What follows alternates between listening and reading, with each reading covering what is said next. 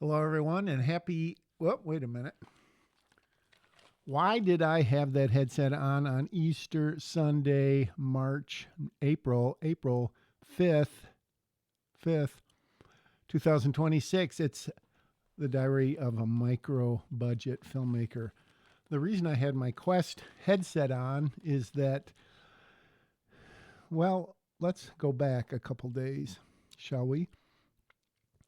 On Saturday or Friday, I decided to take the whole movie, put it all together, not done, but very close, and then make a high resolution file. And so I experimented. I asked a few different AI agents, which for effects like these, really AI is pretty good. For things like how do you do this or how do you do that, they seem really good until you try it and it doesn't always work and they don't know the settings and then they apologize to you and stuff. So anyways, I made basically a 5K version of the movie. It was 50, I forgot the exact dimensions, but basically 5K because they said with the Quest, and there's an app called Skybox VR where you can watch movies not streaming and not through a browser, but actually videos that you put into your headset and then you can watch them in like a virtual movie theater, which is really cool if you haven't done that. And then you can go to big screen beta, which comes, well, you can download for free and you can watch, like I just watched an old Smallville, which I usually do once a week, and you can watch movies, you can watch whatever. And it's awesome. It's very awesome. So I did that. And then yesterday, which was Saturday, I decided instead of putting the whole movie all in one file, I was going to make 3 segments of it in case the computer crashed or DaVinci crashed, more exactly. So I did that. I made like a 15-minute, 30-minute, and a 40-minute, or whatever adds up to the total running time, which is right now about 92 minutes and 20 seconds, including credits. And so I did that, and that total time was about 5 hours and 20 minutes to export it.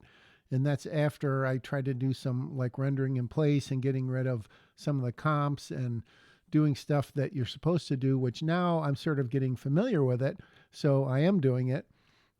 I would say, and I've never exported a movie this big as in this long, or well, mostly this resolution on Premiere Pro. So I don't know how long it would take. I expect it would take less, but then it would have a lot less color grading and that sort of stuff. So I did that. I came up with 3 files. I opened a new timeline, put those into a timeline. So 1, 2, 3, and then I rendered that whole movie. And that only took 35 minutes or so. And I don't know all the reasons why. I sort of do, because it's already, all the stuff's baked in and all it has to do is go through blah, blah, blah. So it crashed once, right at the end, of course. And so I had to do it again and it worked fine. And so I made about a 54 gigabyte 5K version of the movie. And then I plugged in the Quest into my computer, put it onto the Quest, and I started watching it earlier this afternoon. Well, earlier today because it's evening now. And I first wanted to see how it looked, which was awesome. I also wanted to see how it sounded, so I was wearing some noise canceling headphones. And so basically, I'm on the audio portion of post-production now, heavy duty audio, which means checking all of the levels, all the dialogue, putting on a multi-band compressor where you need to. And also I've mentioned that AI voice isolation, which now I'm going through the entire movie and putting that on. And then let's see if I got my pick and pick ready to go. So I spent about 2 hours today so far. I might do a little bit more after recording this. So this pink you see is ambience or ambiance, depending how you're talking. And so I'm going through the entire movie and either putting in, believe it or not, the sound of an empty room. Because as you know, you probably know, there's a difference between silence and ambience. So right now, if I didn't talk for 10 seconds, which I'm not going to. I'm not going to. It would sound quiet, but it wouldn't sound silent. So in that same way, I'm going through, and for the interior scenes, unless something else is going on, I'm putting the sound of empty room ambience. And then for outside scenes, again, depending where they are, like this takes place outside. Whoops, that isn't right. That shouldn't be there. What is that? Oh, that's a doorbell.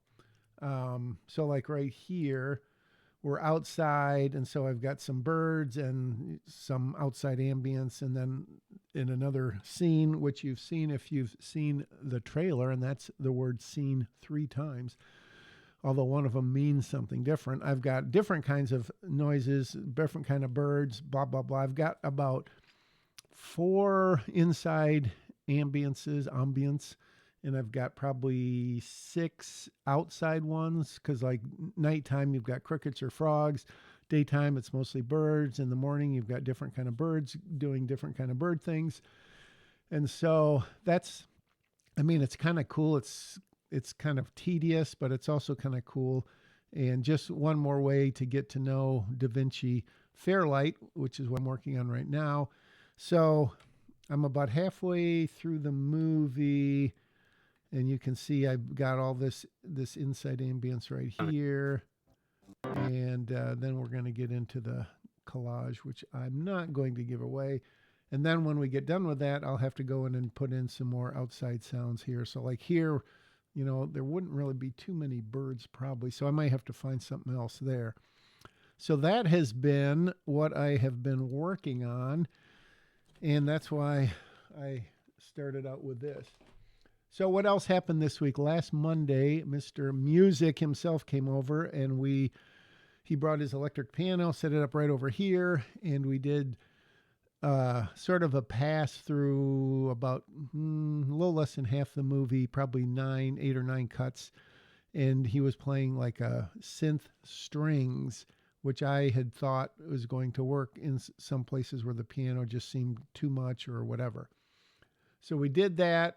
It was kind of a jury rigged Cockney setup, cockeyed maybe, because he had to listen through headphones through the audio recorder, which is over here somewhere.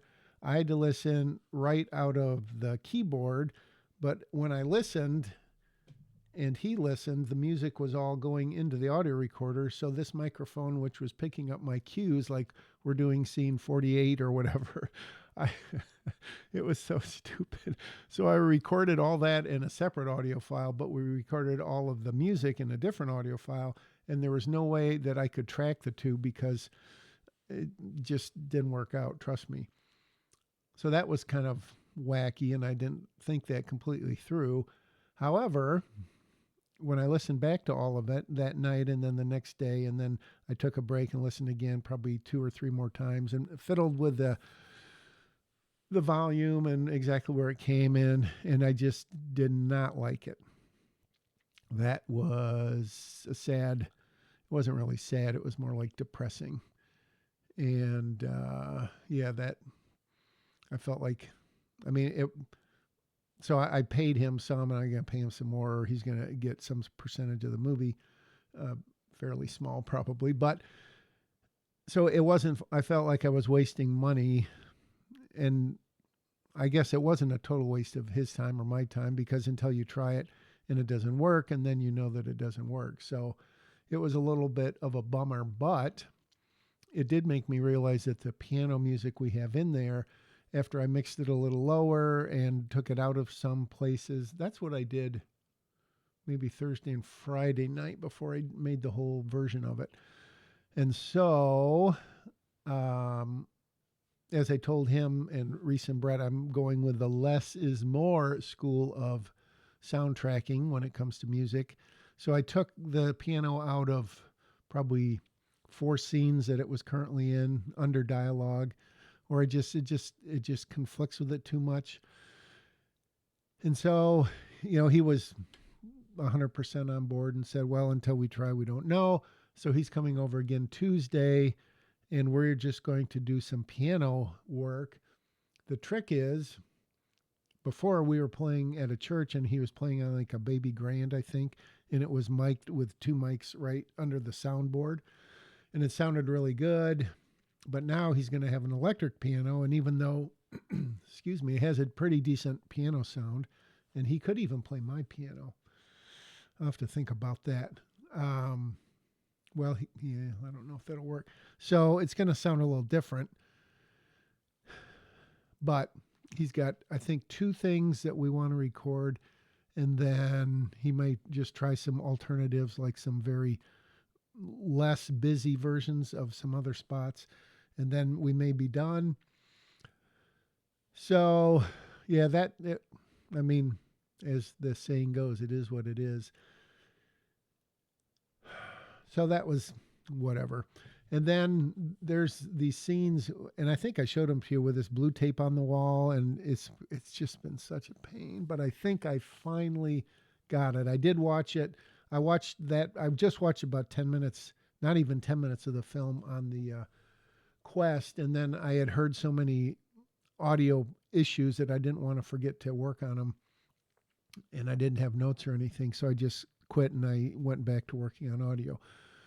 But I did notice one of the blue tape scenes that I worked on for probably 3 hours Friday, maybe even yesterday morning. And I'd say it's like 98% good, whatever that's worth. So I don't know if it's just so annoying. All right, deep breath. The other thing I did or didn't do is get a hold of the other small theater chain, Celebration Cinema. They don't call back. They don't respond to emails. They say, oh, go to our group sales, which doesn't relate to what I'm trying to do. And so I finally called the local place in Lansing, and I explained. He goes, oh, I'm in a group chat with Grand Rapids because that's where they're headquartered. And so he supposedly sent him a message. I haven't heard anything, but that was only Friday, so we'll see. But at this point, I'm not holding out any further hope, and I'm going to probably go with the local theater and then hopefully NCG.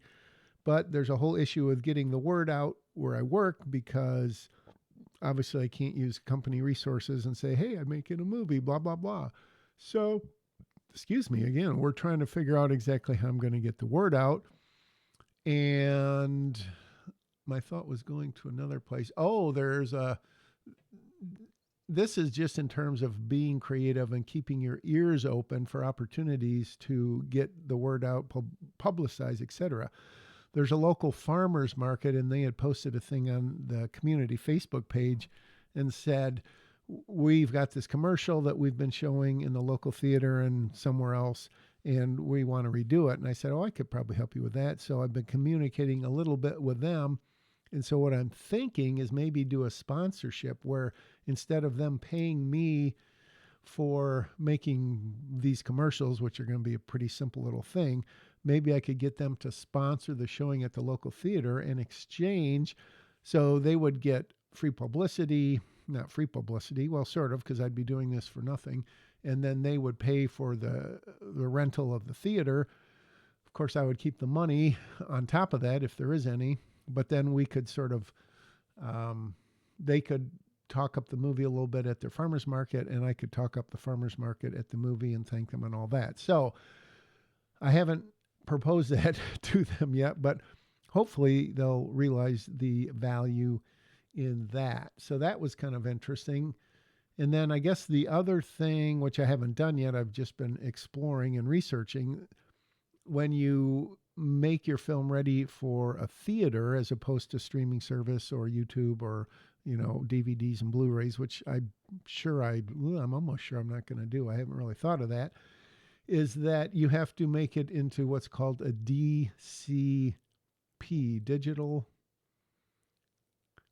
cinema projection, or I don't know what it stands for, but it's a file format which is pretty much unique as opposed to a MOV file or MP4 file or whatever else you might make.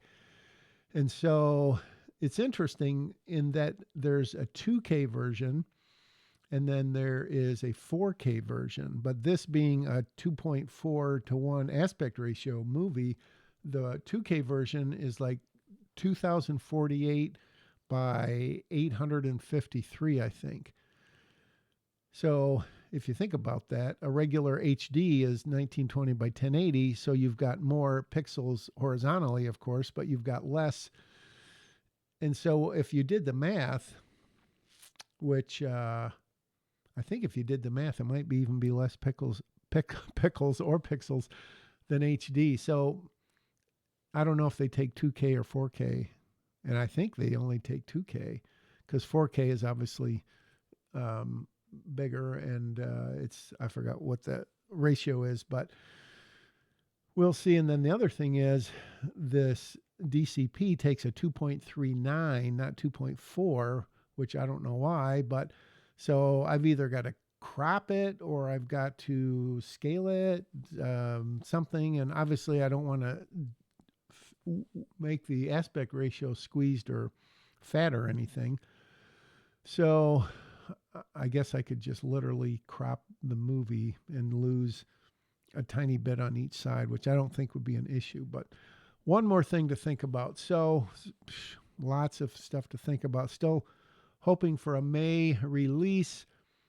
I think I also talked to the superintendent of the school about trying to put some flyers up around the school, since we've got a guy who works at the school, we've got 2 alumni at the school, and then a substitute teacher whose house we used, and then some other people who are sort of well known. I sure hope in like 2 months I can report that we had like 300 people at the local theater. That would be awesome. If we have less than 100, I'll be sort of disappointed, and I won't make any money. All right, that is the Easter, if you celebrate it, update. It's still an update even if you don't celebrate Easter. So I guess I will, it's 9 o'clock Eastern. I'll upload this, and then I'll go back and do some more audio work probably, because the work never ends. And at some point, I'm going to have to commit to saying yes, mid-May or whatever. And I know that time is going to go very quickly as we try to scramble to get the seats filled. So thanks for watching. And as you see, I'm checking to see where the stop button is. I've found it. So I'm going to stop. And I'm also going to remind you to make your own diary of a micro budget filmmaker. And when you do, let me know all about it.